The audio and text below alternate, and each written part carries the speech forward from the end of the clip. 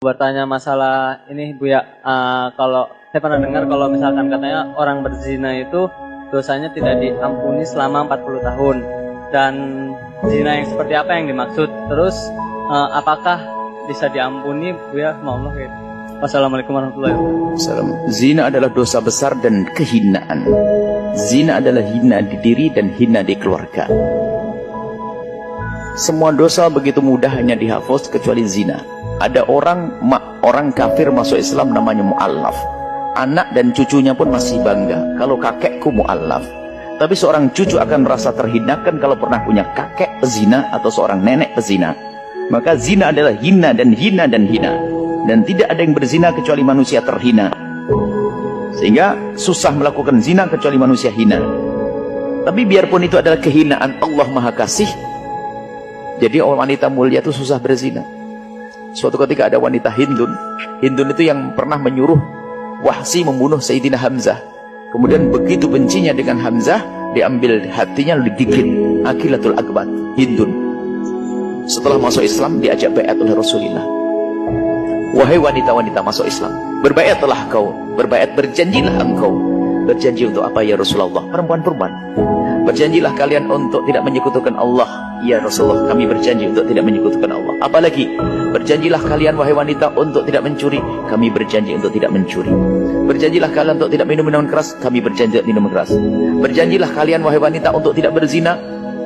Hindun tidak terima. Ya Rasulullah, adasnil hurratu. Ya Rasulullah, apakah kebayang orang merdeka sepertiku ini melakukan zina? Orang mulia sepertiku melakukan zina? Orang mulia susah melakukan zina. Enggak mudah melakukan zina. Hanya rendahan saja. Akan tapi pun demikian, bagi siapapun yang sudah kepleset dalam zina, bisa menjadi mulia. Dan tidak benar kalau orang berzina tidak diampuni dosanya 40 tahun itu adalah berita bohong. Kalau dia setelah berzina tobat langsung diampuni oleh Allah, asalkan dia tobat, menyesal, menangis. Tobat yang sesungguhnya. Semua kesan-kesan segala yang mengingatkan tentang perzinaannya orang berzina dihapus. Allah Maha tahu. Yang menjadi masalah adalah bohong tobatnya. Sudah tobat masih menyimpan hadiah orang yang menzinainya. Sudah tobat masih menyimpan foto orang yang menzinainya. Adalah pembohong itu. Tidak akan diampuni oleh Allah. Tobat, menyesal, benci dengan perbuatan itu. Menangis, menyesal. Bahkan tempat yang menjadikan dia berzina, tempat berzina dia akan benci dengan terus. Apakah itu hotel atau kamar? Ini ada orang katanya tobat tapi masih terkenang dengan keindahan di tempat itu. Bohong dia. Tapi kalau sudah bertobat, hari itu juga diampuni. Tidak nunggu 40 tahun. Itu berita bohong. Allah Maha Pengampun. Menyesal dan ingat, dosa zina adalah dosa yang harus ditutup. Maka bagi siapapun yang ingin bertobat dari zina, cukup mengadulah kepada Allah. Jangan ngadu kepada bangsa manusia. Semakin dia bisa menutup di depan manusia, Allah akan tutup. Cukup dia menangis di hadapan Allah. Gak perlu bercerita kepada siapapun. Seorang wanita pun yang mau menikah, mungkin dia punya masa lalu kelam mau berzina, atau berzina, tidak perlu bercerita kepada laki-laki yang akan menikahinya. Seorang laki-laki pun tidak perlu bercerita kepada wanita yang akan dinikahinya. Cukup Allah yang tahu. Hanya banyak wanita bodoh. Dia punya masa lalu kelam, bertobat sudah benar karena dia jarang ngaji. Di saat dilamar oleh seorang laki-laki, dia jujur-jujur, polos-polosan, akhirnya gak jadi dinikahi. Sebab perzinahan tidak boleh ceritakan. Tutup antara engkau dengan Allah saja. Ngadu. Sehingga ada orang ngadu kepada Nabi, ya Rasulullah, laqad zanaitu, halaktu laqad zanaitu, oh fatohiri ya Rasulullah, aku kepleset dalam zina, sucikan, minta dicambuk, minta dirajam. Nabi tidak langsung menjawab. Nabi menutupi, la'allaka lamasta, mungkin kamu hanya menyentuh saja. Tidak ya Rasulullah, aku melakukannya. La'allaka qabbalta, mungkin kau hanya mencium saja. Tidak ya Rasulullah, aku melakukannya. La'allaka fakhatta, mungkin tidak sampai masuk ke situ. Tidak ya Rasulullah, aku melakukannya.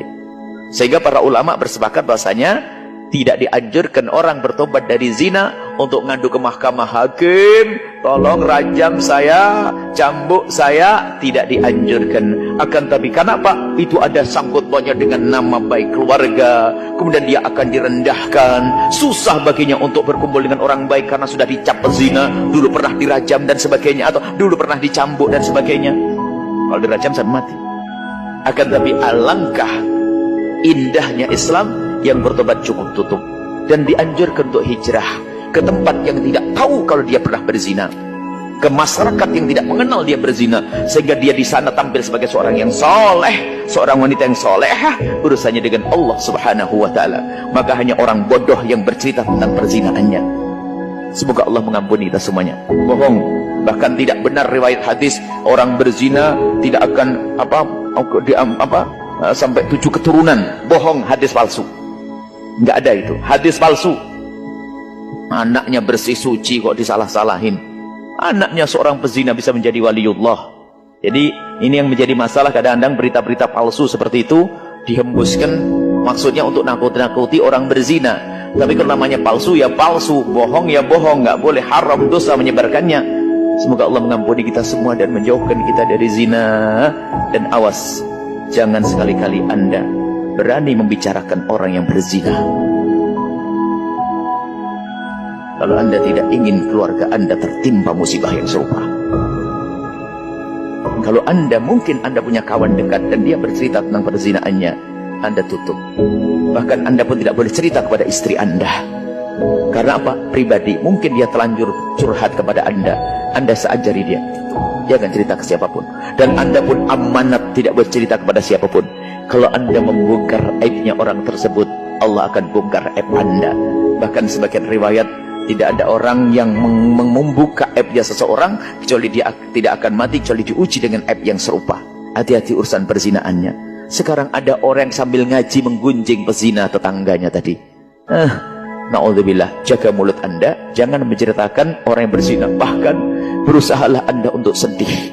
Kalau Anda mendengar tetangga melakukan zina, panjatkan doa, ya Allah ampuni dia, tutup aibnya ya Allah. Bukan untuk Anda gunjing. Kadang habis tahajudan sama suaminya, malam-malam lihat ada motor di gangnya, dibuka jendelanya, anak gadis tetangganya diantarin laki-laki.